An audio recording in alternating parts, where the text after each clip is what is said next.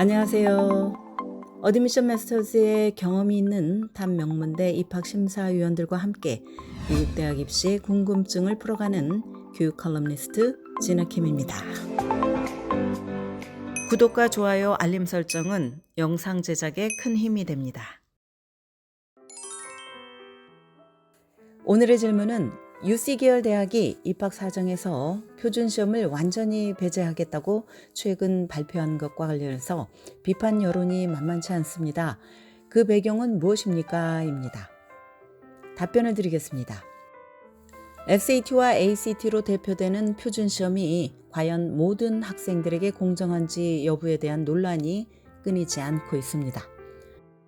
비록 이런 시험이 학생이 대학에 진학한 후에 학업을 성공적으로 수행할 수 있는지 여부를 가늠하는 데 도움이 되기는 하지만 많은 돈을 투자해서 튜터를 고용하는 등 시험 준비를 철저히 할 수 없는 저소득층 학생들에게는 절대적으로 불리하다는 주장이 계속 제기되고 있습니다. 이런 이유 때문에 UC가 표준시험을 입학 사정에서 배제하기로 한 결정은 충분히 이해가 갑니다.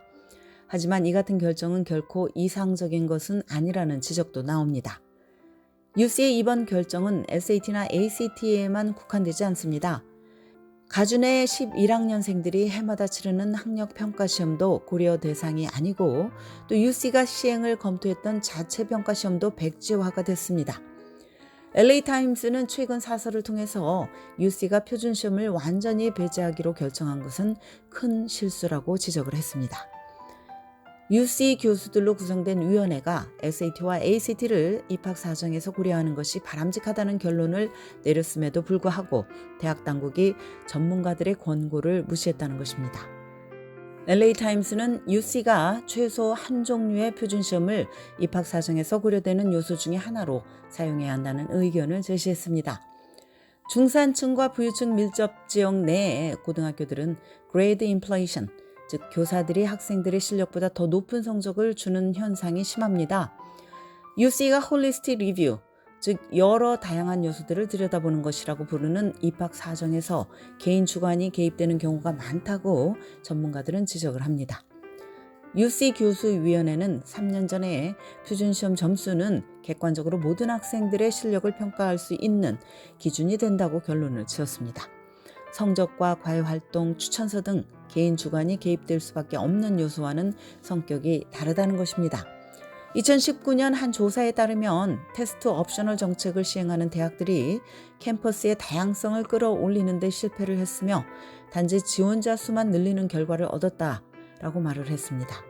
UC가 표준시험 점수를 공정하게 사용하는 방법 중에 하나는 지원자가 대학에서 학업을 수행할 능력을 갖추었음을 보여주는 스코어 레인지를 정하고 그런 다음에 학교 성적과 과외활동 등 다른 요소들을 고려하는 것입니다.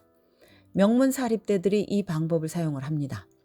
UC는 교수들에게 표준시험 점수의 공정성에 대한 연구를 부탁을 했습니다. 그럼에도 불구하고 연구 결과를 휴지통에 던져버린 것은 참으로 안타까운 일입니다. 오늘은 UC가 저지른 큰 실수에 대한 질문에 답변을 드렸습니다. 지금까지 교육 전문 컨설팅 그룹 어드미션 마스터즈 진아킴이었습니다.